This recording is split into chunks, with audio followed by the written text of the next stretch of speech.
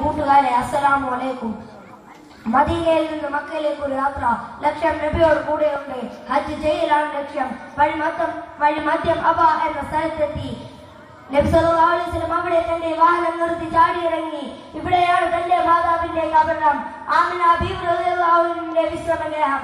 അത് തെരഞ്ഞുപിടിക്കാൻ വെളിയാടുകളിൽ നബി സല്ലല്ലാഹു അലൈഹി വസല്ലം അങ്ങും ഇങ്ങും പറഞ്ഞു. അവസാനം അത് കണ്ടെത്തി. അതിന് അരികെ ഏറെ നേരം നിന്നു. നമ്മുടെ ശിരസ്കരായി അന്നും മദീനയിൽ നിന്ന് മക്കയിലേക്ക് പോവുകയായിരുന്നു നബി സല്ലല്ലാഹു അലൈഹി വസല്ലം.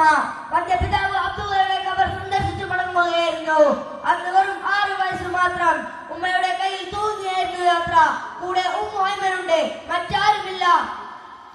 എത്തിയപ്പോൾ ഉമ്മ രോഗിയായി. രോഗം ശക്തി പ്രാപിച്ചു.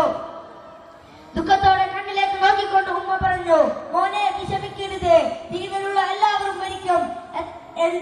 ഏതൊരു പുതിയ വസ്തുവായാലും ഒരിക്കൽ ദ്രവിക്കും. എങ്കിലും എന്റെ ഓർമ്മ എന്നും നിലനിൽക്കും. കാരണം എനിക്ക് ഏറ്റവും പ്രിയപ്പെട്ടതാണ് ഞാൻ ഇവിടെ ഉപേക്ഷിച്ചു പോകുന്നത്. എന്റെ മോൻ പരിശുദ്ധനാണ്. അങ്ങനെ ആ ഉമ്മ യാത്രയായി. ഉമ്മ ഐമൻ ഖബർ കുഴിച്ചു. ഉമ്മയെ അതിൽ കിടത്തി മണ്ണിട്ട് മൂടി. ഒറ്റയാനായ ബാപ്പയും ഉമ്മയുമില്ലാത്ത മക്കയിലേക്കുള്ള ബാക്കി ദൂരം സഞ്ചരിച്ചു. ഓർത്തപ്പോൾ ദുഃഖം താങ്ങാനായില്ല. ആ ഹൃദയം തേങ്ങി. പരിനീർപ്പൂ വിരലിന്റെ വാസനമുള്ള കമിഴ്ത്തത്തിലേക്ക് കണ്ണുനീർ ചാലിച്ചൊഴുകി. ആയിഷ ബീവി റളിയല്ലാഹു അൻഹ പറയുകയാണ്, നബി സല്ലല്ലാഹു അലൈഹി വസല്ലം ഞങ്ങളെ കൊണ്ട് ഹജ്ജിന് പുറപ്പെട്ടു. എത്തിയപ്പോൾ തന്റെ മാതാവിന്റെ കബറിനരികെ നിന്നു. ദുഃഖം താങ്ങാനാവാതെ നബി സല്ലല്ലാഹു അലൈഹി വസല്ലം കരഞ്ഞു. അത് കണ്ട് ഞങ്ങളും കരഞ്ഞുപോയി. ഉമ്മ ഈ ഭൂമിയിലുള്ള മനുഷ്യർക്ക് അപായഗ്രന്ഥം. മനുഷ്യകുലത്തിന് ജന്മം നൽകി യാതൊരു പ്രതിഫലവും കൂടാതെ പോറ്റി വളർത്തി. ത്യാഗ സ്വരൂപിണി, വാത്സല്യത്തിന്റെയും സ്നേഹത്തിന്റെയും പ്രതീക്ഷ. സ്ത്രീയുടെ ഏറ്റവും വലിയ ശക്തി അവർക്കൊരു മാതാവാകാൻ കഴിയുക എന്നതാണ്.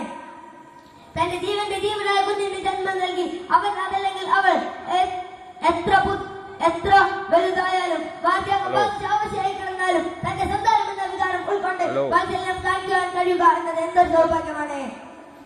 ഇതുകൊണ്ടെല്ലാം തന്നെയാണ് തന്റെ സഹവാസം നന്നാക്കേണ്ടത്. ആരോടാണെന്ന് തന്റെ മാതാവിനോട് 3 പ്രാവശ്യം പറഞ്ഞു. ഇങ്ങനെയുള്ള കരുവിന്റെ കല്ലായ മാതാവിനോട് നന്ദി കേട്ട് കാണിക്കൽ പാപത്തിൽപ്പെട്ടതാണ്. ഇത്രയും പറഞ്ഞുകൊണ്ട് ഞാൻ ചെറിയ പ്രസംഗം അവസാനിപ്പിക്കുന്നു. അസ്സലാമു അലൈക്കും വറഹ്മത്തുള്ളാഹി.